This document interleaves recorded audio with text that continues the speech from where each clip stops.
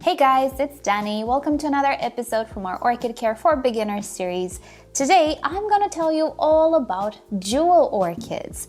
I'm sure many of you have seen these guys before in the flower shop and you thought to yourself, well, that's another very nice houseplant.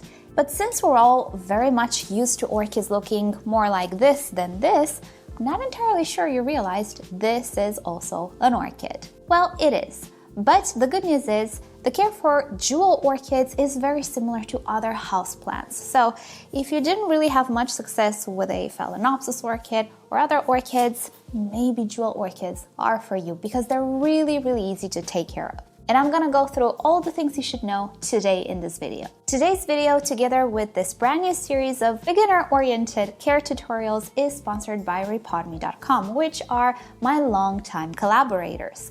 They offer you not only everything you could possibly need to take care of your orchid, but other houseplants as well, including jewel orchids, but not only, succulents, cacti, African violets, Hoyas, and most other houseplants. So if you are on the lookout for soils, fertilizers, pots, accessories, I'll be sure to link you their website down below together with some of the products that I have been using for years and I really like, and I think you'll enjoy as well.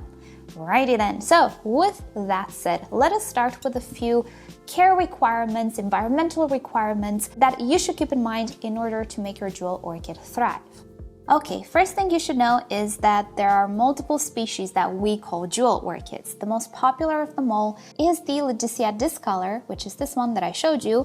You are most likely to find in flower shops this one, rather than other types, which I will show you throughout this video. The tips that I'm gonna give you today will apply to all of them, but the Nicosia is the one that propagates faster, grows faster. It's just a little less finicky and a little bit more forgiving to mistakes. So if you're new to jewel orchids, I would suggest you start off with a Nicosia, since it's a very good training plant, and if you do good with the Nicosia, you will have more chances to do good with Mycotis types and other types. Nicosia orchids are terrestrial. They're very different from Phalaenopsis, Cattleyas, Oncidiums, Dendrobiums, Vandas, most other orchids you can find at the flower shop. And as you might suspect, they should be potted in proper soils because they don't actually grow on trees or rocks or dangling with their roots in the air. No, they actually do grow in soils, on the ground. But they are not very picky when it comes to the soil, which can definitely be an all-purpose potting mix, but it can also be something that you mixed yourself with different materials. Whatever the case might be, make sure that the soil is airy. So just like you would with an African violet, in case your potting soil doesn't have aeration amendments such as perlite or sponge rock, it would be a great idea for you to add some. You can even go with a percentage of 50-50 if your environment is rather humid or maybe a little bit cooler, but you can also go to something like 30-70, 30% sponge rock or perlite and 70% soil if you live in rather dry or hot environments. Whatever the soil mix is, make sure it is not heavy clay type of soil. They really don't like that all that much, and their roots, as sturdy as they are, they can still get suffocated if the soil doesn't provide any type of air pockets at all. Lucky for us, these plants really enjoy average home conditions. They're rather warm growing though, so they will prefer things more on the warm side than on the cold side, but they are very tolerant temperature-wise. The rule of thumb is if you are comfortable in your living room, they will be comfortable as well temperature-wise. I'll be sure to put some temperatures on the screen, both in Celsius and Fahrenheit. If you are in between these two temperatures, you should be just fine with your jewel orchid. Next up, light. Again, luckily for us, these guys are not finicky. They're actually pretty low light plants, and I would say even lower light than Phalaenopsis. In my experience, the lower the light I provided for these plants, the better they looked, the more vivid the foliage looked as well. This, however, doesn't mean that you should put them under a desk in full darkness, but if you have a corner of your room which is just protected from direct sunshine, it's moderately bright, but indirect light nonetheless, then that would be a great corner for your jewel orchid. They can also grow under artificial light, but be sure you don't put them too close to the light. Too much light can cause the leaves to actually get a little bit discolored, a little bit yellow. So if your grow shelf has a corner in which nothing else kind of grows, no Hoya, no aroid, nothing, put these guys there. They will grow and they will look much better. They won't suffer.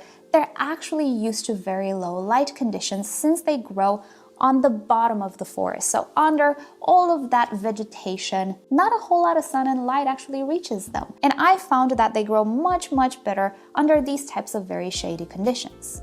Next up, humidity. This is a bit of a debated subject because there are some sources which say these orchids like humidity. And you know what? That's true. But the thing is, all plants like humidity. If you give higher humidity to plants, they will not say no. Typically, most houseplants will be happy about it. But do they really need it?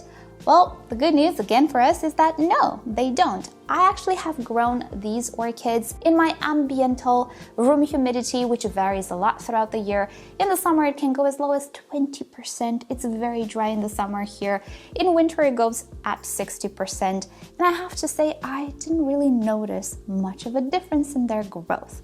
These orchids didn't suffer all that much. And particularly the ludicias, which again are the strongest and more robust of the jewel orchids. So in my experience, no, you don't really have to go to the extreme of providing humidity trays and humidifiers and all of that just to grow a ludicia or most other jewels, to be fully honest. If you have a humidifier, that's great. They're not gonna say no. If you don't, that's great, they're gonna still grow. But it's equally true that they can handle high humidity. When I say high, I mean very high, 100%. I had quite a lot of jewels in an enclosure like this, without ventilation, without much of anything, in which humidity can definitely rise to 100%, and I did not experience rotting. Obviously, I'm not encouraging you guys to do this setup because your environment will play a part, but let's just say out of all of the orchids that I kind of exposed to a lot of humidity, jewel orchids were the least affected and the ones who seemed to really appreciate the higher humidity. So again, depending on environment, these types of terrarium enclosures will behave just slightly different. The bottom line, I do believe jewel orchids can be grown both in high terrarium settings and high humidity actually, but also in lower humidity, average living room humidity, as long as you maintain them hydrated. Another important aspect for this plant is fertilizer. It's actually a much heavier feeder in my experience than I thought. So providing a full menu of nutrients is actually pretty crucial in the looks of this plant. Now, you can provide nutrients either through the potting mix you're gonna use, which you might already know, some potting mixes already come pre-fertilized. They will not say no to that. They're actually going to enjoy it. But if you are doing the mix yourself or you're using some mixes which do not have fertilizer, you can definitely use slow release fertilizer in addition to your normal water-soluble fertilizer. I would definitely do both. Obviously not overdoing it, but following the instructions on the label, just like you would with other houseplants. Ludicias and jewel orchids generally do require fertilizer. In case your orchid will start to become deficient from too little fertilizer or an incomplete fertilizer, you can expect yellowing of the leaves, patches on the leaves, and so on. This is very, very common with jewel orchids actually. I would definitely go for slow release inside the potting mix and also water soluble. So speaking about hydration, these are the type of orchids that don't really like to dry out all that much. When these plants get dehydrated, they actually get really floppy, their leaves become very limp. And on my orchid here, which I recently purchased, you can see I have a stem which broke off. It's getting already dehydrated, it's a little bit floppy. I have some leaf loss here. This is a typical sign of dehydration. So I would say not to let this plant go completely bone dry. Water it when it's almost dry. The way to tell is to check the soil, and if 1 inch or 2 centimeters deep, you don't feel any type of moisture, definitely it is time to water. If you feel just the slightest bit of moisture, again, it is time to water. If you feel it's properly wet, there's no need to water. If you don't like to use your finger and get all sorts of dirt under your fingernail, you can use a Bambi skewer or whatever other wood stake. Just insert it a little bit in the soil. Let it be for like 10 minutes or so to properly absorb. Take it out. And if it's not considerably wet, then it's time to water. Also, of course, look at the plant. If it's becoming slightly limp, most probably it needs water.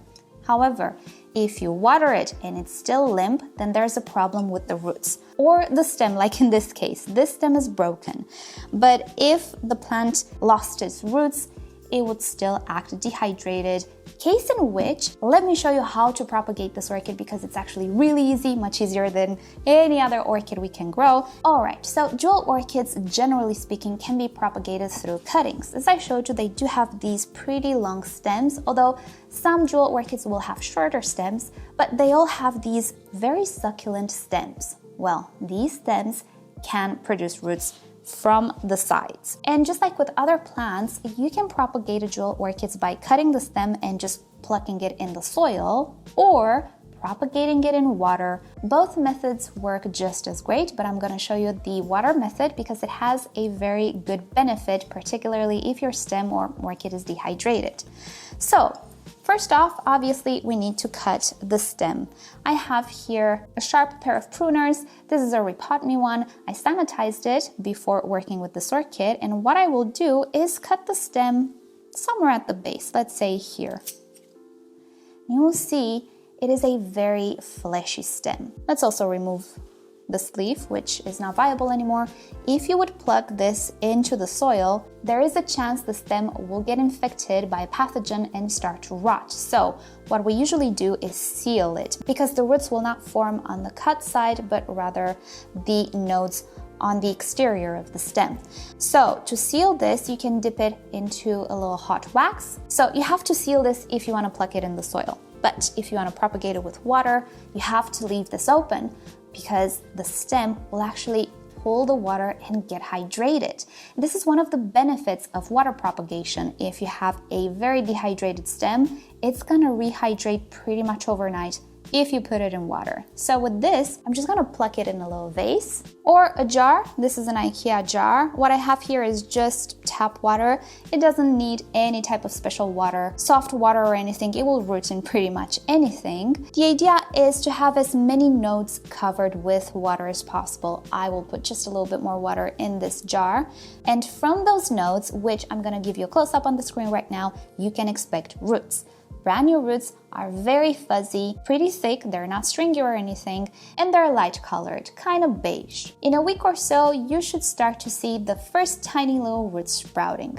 And it doesn't take long for this cutting to completely root out, maybe about a month, maybe a month and a half, depending on the ambiental temperature. And when the cutting has roots, you can actually go ahead and pot it. Once potted, it will start to grow, it will produce brand new shoots, and in a while, it will grow into a large, beautiful, bushy plant, just like the original plant. Now, the little stump we still have here can still produce secondary shoots. I will try to pot it a little deeper, see if it's viable or if I have some rotting going on, we'll see. But with this, I can definitely get some more shoots, so I'll be sure to pot it together with the mother plant. And pretty much this is how you propagate any jewel orchid. Some of them will root faster than others, you just have to have a little patience, but at least with the Nicosia, the process is really, really fast. Now let's talk about blooming and reblooming. When it comes to reblooming, there isn't something specific you can do, like with Phalaenopsis, that drop in temperature is required for them to spike. With jewel orchids, there's no such thing. The better you care for them, the better they will bloom. And typically, they will bloom about once a year. In different environments, this can vary a little bit depending if you have pronounced winters or if you have warmth all of the time. But typically, once a year, they will produce an inflorescence from the top of these stems. It is a terminal spike, as it were, because from the top, once it blooms, it will typically not continue growth again. What it will do is put out secondary shoots. It can put out a shoot somewhere up on the stem, but most likely you'll have some shoots further down. But this is absolutely normal. This is how the plant grows. Compared to the foliage, the inflorescence is not really something to write home about, although it has the slightest bit of fragrance. It's nothing, again, to write home about, but it's there. But you can imagine the bigger your orchid is, the more inflorescences you'll have, the better the show. And this inflorescence can actually be just a little larger. Mine is a pretty young individual, I have to say, but you can expect your Laodicea orchid to have pretty little white flowers. If you enjoy the flowers, that's great. Most of us grow these orchids for the foliage though, not the flowers. After the flowers are done, you can cut the flower spike at the base. It's not gonna branch out. It will not rebloom throughout the year like a Phalaenopsis would. Just cut it and take care of the plant as it will continue its growth and it will become larger and larger. And at some point, when it's large enough, it will be time for you to repot. So why don't we get to repotting? Because this plant, even though I can still keep it here, I'm not entirely sure if this potting mix is new or what lies in the potting mix. Sometimes I can find snails, and snails can really damage the stems and the roots. It is always a good idea to repot brand new orchids and plants in general if you suspect something might be lurking in the potting mix or the roots are not doing so great. Now, when it comes to pots, to be fully honest, it is your choice, whatever you like best. You can definitely go for normal pots that you would use with any other houseplant.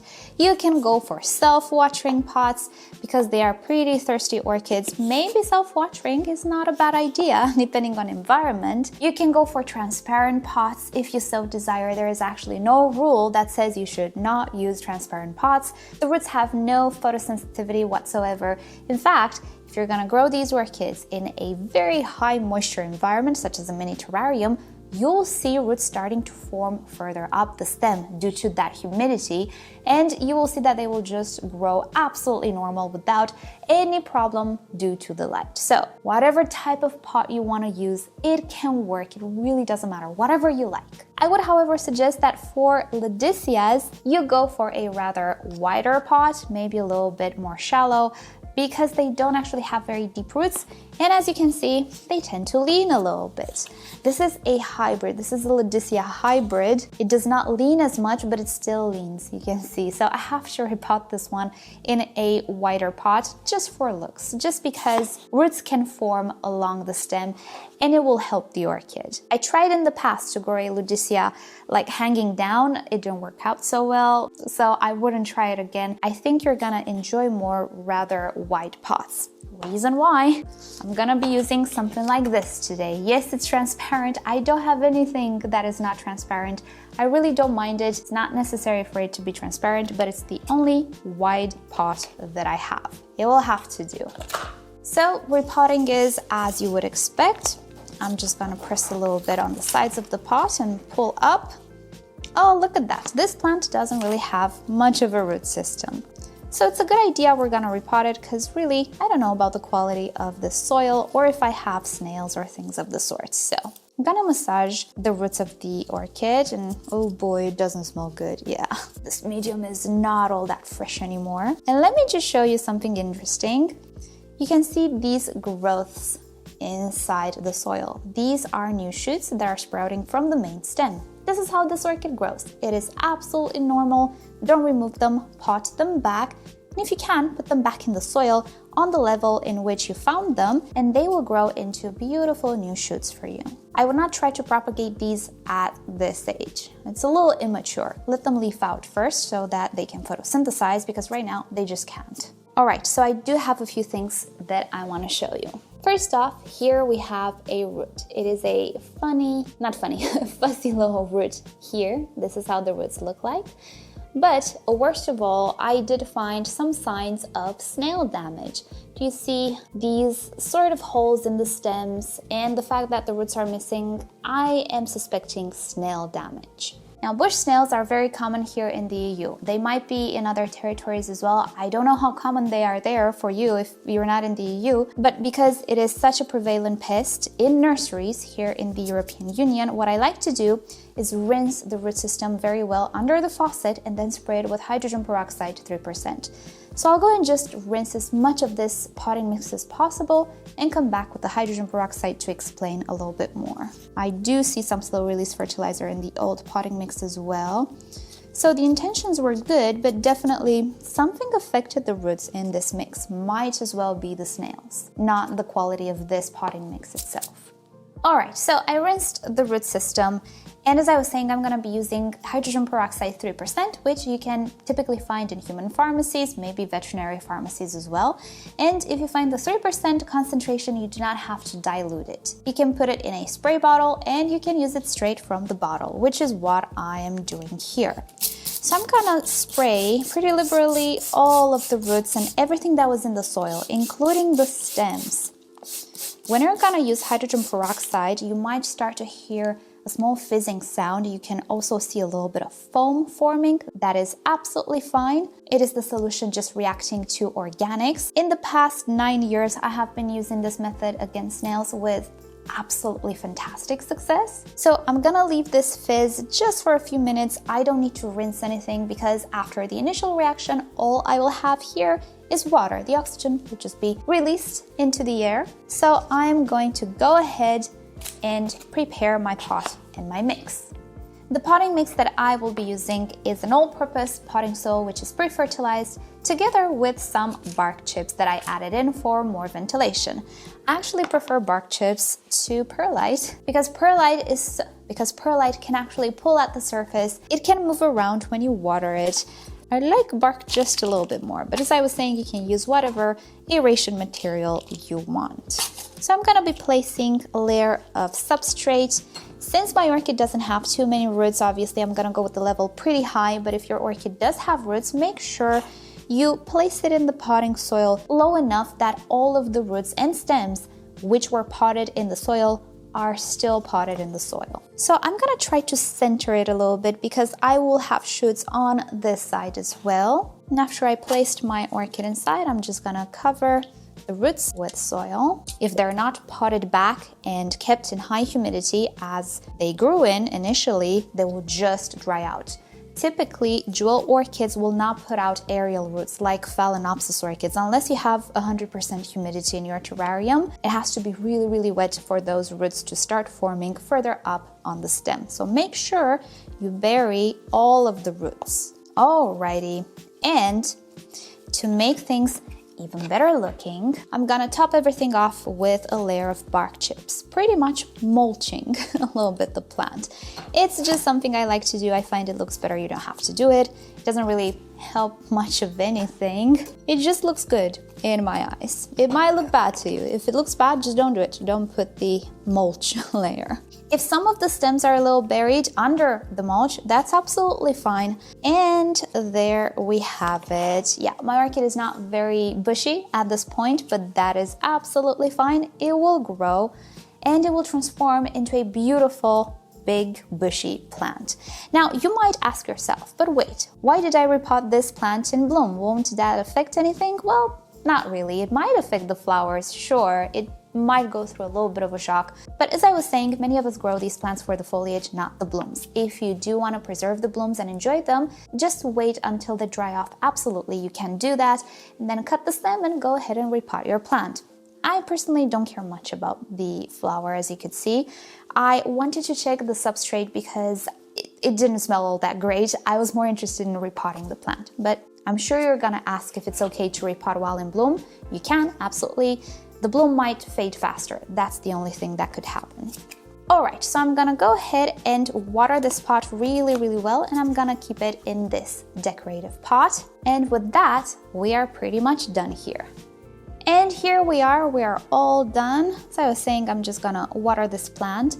The excess water will just go in the decorative pot. And as you might know, brand new potting mix might not become wet all that fast. I find that I personally prefer to let it accumulate at the bottom of my decorative pots, let this pot inside, and all of that excess might actually get absorbed back by the potting mix, because now things are not very, very even. Like if you look at the potting mix, you will see I have a lot of dry spaces. So I'm just gonna let it soak it back in, just like a self-watering pot. And then in a few hours, I'm gonna come back and check if everything is wet.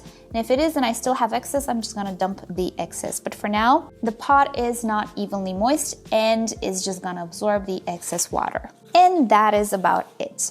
So alrighty guys, thank you so much for watching. Hope this video was useful for you. If you search the term Miss Orchid Girl Jewel Orchids, you will find other videos that I made along the years if you want to watch more. But basically, this is pretty much all you should know if you're a beginner with jewel orchids. So I was saying, I find them to be very similar to any other houseplant. So if you do have success with other types of terrestrial houseplants, I don't see why you would struggle with this one. As long as you follow these guidelines that I told you about today, you should be absolutely golden.